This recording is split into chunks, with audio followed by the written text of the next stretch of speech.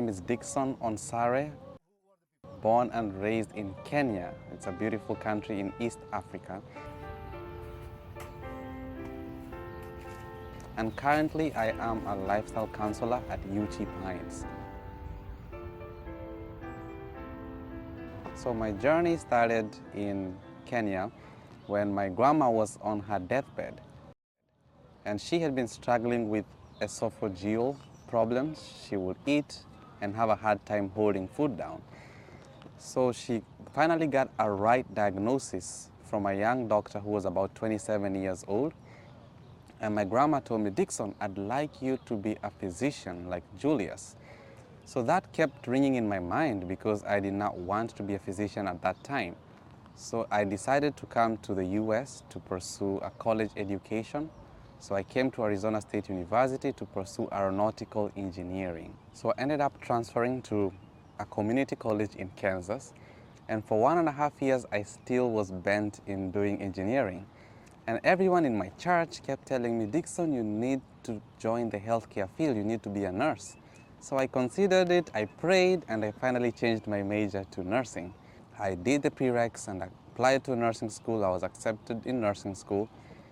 And once I started working with patients, I just fell in love with nursing. So after third semester of nursing school, I attended a youth conference in Kentucky. And when I went there, I saw a booth for Ucheepines. So I stopped there and I met a gentleman whose name was Eric. He works at Ucheepines. And he told me that at Ucheepines, they treat diabetes, they treat cancer, they treat high blood pressure naturally without pharmaceutical interventions or with as minimal pharmaceutical interventions as possible. And I asked him, if you guys are treating these diseases, why are we not hearing Ucheepines all over the news?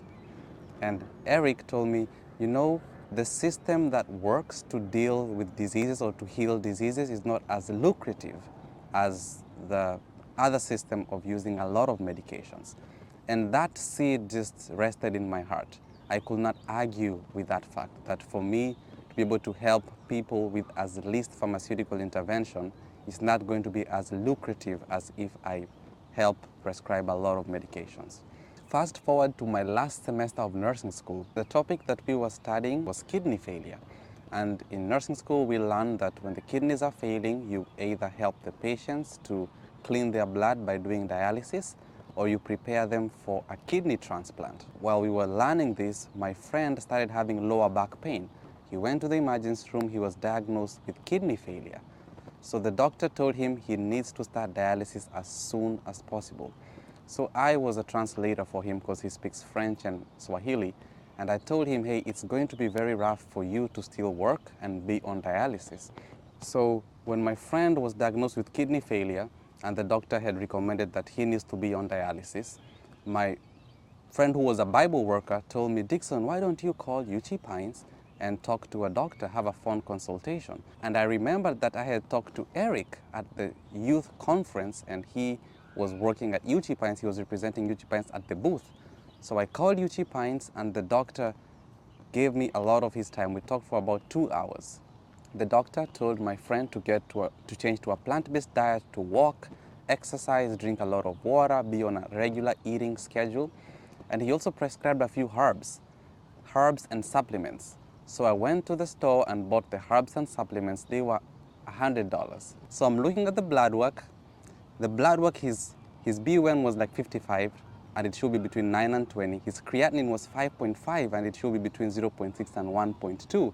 So I'm like, these numbers need to go to the emergency room. And the doctor is prescribing $100 herbs and supplements to fix this. And I was like, no way this will fix it. And 3 weeks later, my friend goes for a follow-up appointment with his doctor. And the doctor says, let's hold off on dialysis for 6 months. Keep doing what you're doing. It blew my mind.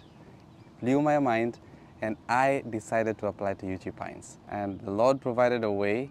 In 2 weeks, my church raised around $6,000.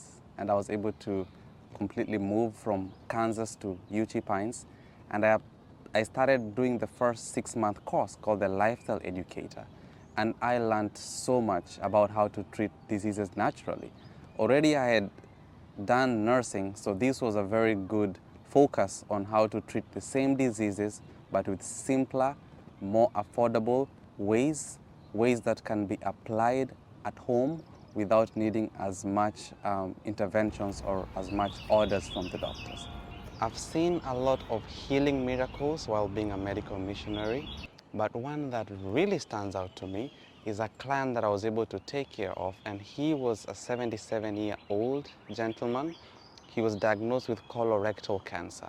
So he had poor appetite, he was very weak, he was using a cane while walking, his memory was going down, and he had been through 1 week of radiation, and the radiation damaged his bladder muscles. So as a result of that, indwelling Foley catheter had been placed. And we started the treatments. He could not tolerate the fever treatments, and the only treatment that he could tolerate was an infrared dome bed. So we did the infrared dome bed 5 days a week, and after the first week, he told me, "Hey Dickson, I feel the urge to urinate." So I told him this is very unusual because the x-ray, the imaging showed that his bladder muscles had been damaged by the radiation. And his wife, who had accompanied him, who was a nurse, told me, "Dickson, I think we should discontinue the catheter." So I was anxious because I was afraid of the complications of, urine retention once we discontinued the Foley catheter. But we talked to the doctor and we okayed discontinuing it. And we discontinued it, and there was normal flow of urine. That just blew my mind. And at the end of the session, he went home, his appetite had restored, he was gaining more weight. I called him a month and a half later. His cancer had healed, and his wife was very happy that he had come and spent time at our wellness center. So that is one of the cases that always fascinates me. His C-reactive protein at the beginning of the session was about 40. End of the session, the C-reactive protein it's a marker of inflammation, was down to 0.46, so a complete 40-point drop. So it shows that the inflammation overall in the body systemically had really gone down. So that always blows my mind that God is able to heal using simple remedies. So one of the things that made the ministry of Jesus very powerful is that he lived what he preached. And me being a part of many healing miracles, it's also important for me to incorporate the healthy principle, the healthy lifestyle that I teach. One of my biggest struggles was dairy yogurt.